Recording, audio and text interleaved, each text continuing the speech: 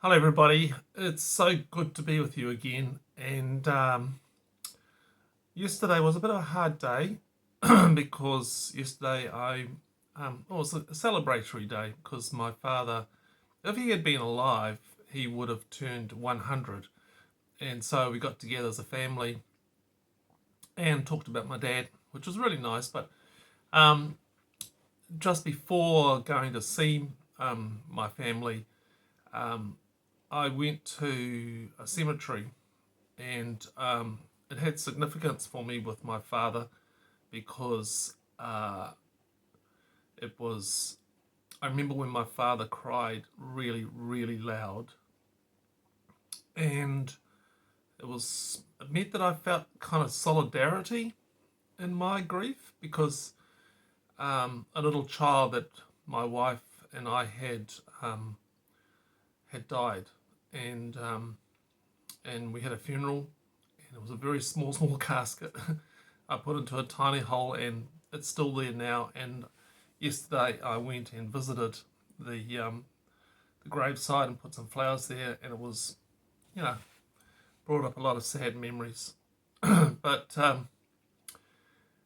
it's still, even after 25 or 6 years, or how many years, it's still grief is like that, doesn't it?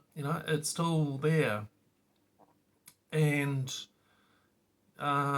life in this broken world can really hand you some questions that um, no answers can satisfy. And in Ecclesiastes, it says there is a time for everything.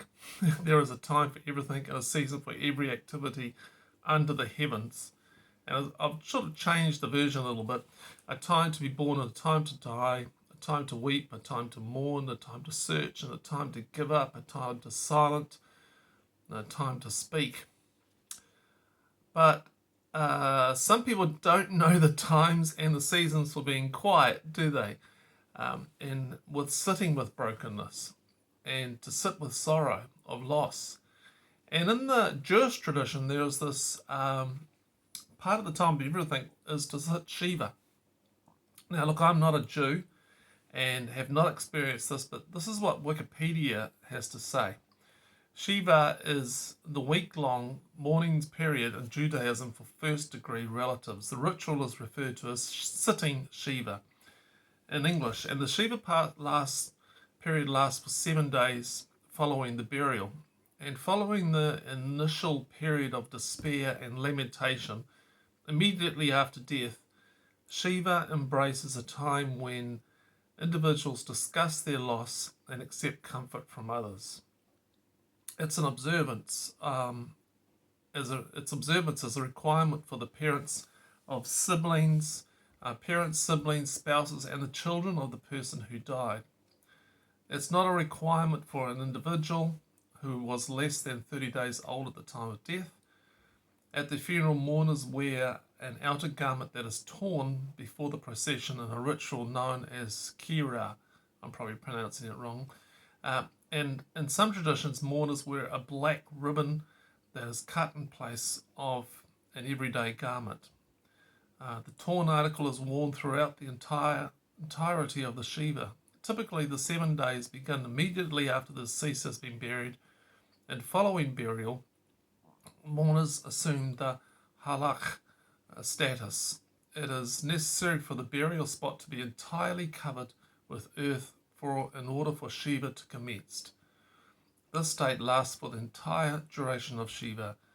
During the period of Shiva, mourners remain at home. Family and friends visit those in mourning in order to give their condolences and provide comfort. The process, dating back to biblical times, formalizes the natural way an individual confronts and overcomes grief. Shiva allows the individual to express their sorrow, discuss the loss of a loved one, and slowly re-enter society. And as the article states, it dates back to biblical times.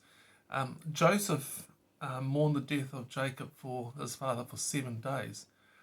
And in the book of Job, we also find an example.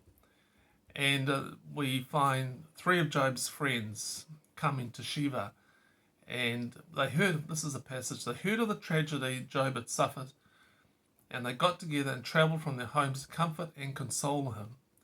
Their names were Eliphaz the Temanite, the Bildad the Shunammite, and Zophar the Naamathite. And when they saw Job from a distance, they scarcely recognized him. Wailing loudly, they tore their robes and threw dust into the air over their heads to show their grief. And then they sat on the ground with him for 7 days and nights. No one said a word to Job, for they saw that his suffering was too great for words. Job's suffering was too great for words, but we will soon find they found their words after the Shiva, and they weren't words of comfort. For 7 days, the friends got it right. They were in deep community with Job. They embraced the pain as if it was their own. The lavish attention was given to the soul of their friend. I wonder if have you ever experienced loss? I think we probably all have. It may be the death of a loved one, but it could be also loss of a dream, a marriage, a business, health, or a special relationship.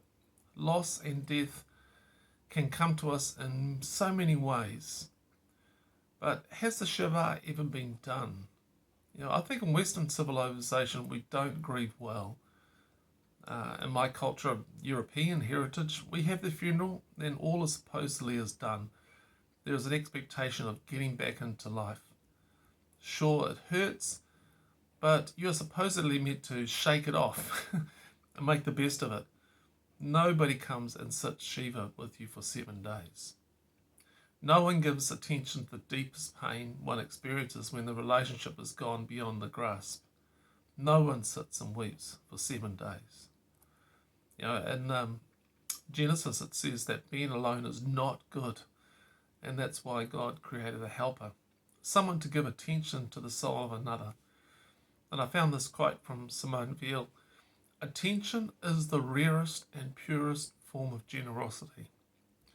Now, what not to say in the Shiva is, got some advice here. By sitting there silently, you are saying more than words can.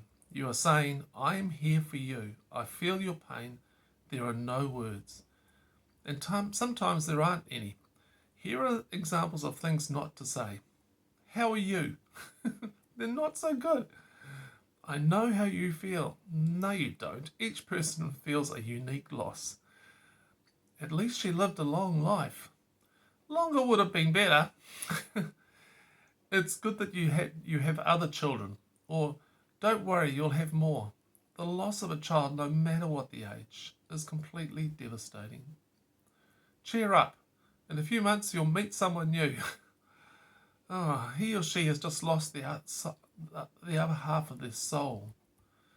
Let's talk about happy things. That's not good, is it? And also I'd say please don't try and fix, advise, save or set straight. This is the season for a spirit of gentleness and to bear one another's burdens, to represent the with you of God. A time to heal, a time to build, a time to laugh, a time to dance, a time to embrace, a time to mend, a time to speak, and a time to love. There is a time for everything, and you can't rush time. Some losses will take more time than others to process. There is no fixed prescribed allotment for you to get over it. The loss will come in waves. Little things trigger the loss to reignite. That's okay. It's normal. It's human. And in this time of grief, we really need others to simply love us, don't we? Just by their presence. And that brings a sense of solidarity. It may come through a few words, but they will always carry a sense of, I am with you, and I'm not going to leave you alone. Look, grief is hard, but grieving alone can be a torment of anguish. So sit with the broken, be silent, and give attention. Here's some quotes. Attention is the rarest and purest form of generosity. We have to try and cure our faults by attention and not by will. The will only controls a few movements of a few muscles, and these movements are associated with the idea of the change of position of nearby objects. I can will to put my hand flat on the table. If inner purity, inspiration, or truth of thought were necessarily associated with attributes of this kind, they might well be the object of the will. As this is not the case, we can only beg for them, or should we cease to desire them? What could be worse? Inner supplication is the only reasonable way, for it avoids stiffening muscles which have nothing to do with the matter. What could be more stupid than to tighten up our muscles and set our jaws about virtue or poetry or the solution of a problem? Attention is something quite different. Simone Weil. And no one person can fulfill all your needs, but the community can truly hold you. The community can let you experience the fact that beyond your anguish, there are human hands that hold you and show you God's faithful love. Henri Nouwen. There are two things that draw us outside of ourselves: pain on other people's faces and the unbelievable beauty that is other human beings at their best. Or in other words, cross and resurrection. Richard Rohr. And we are saved by those whom we go to save, and both of us are then saved in spite of ourselves.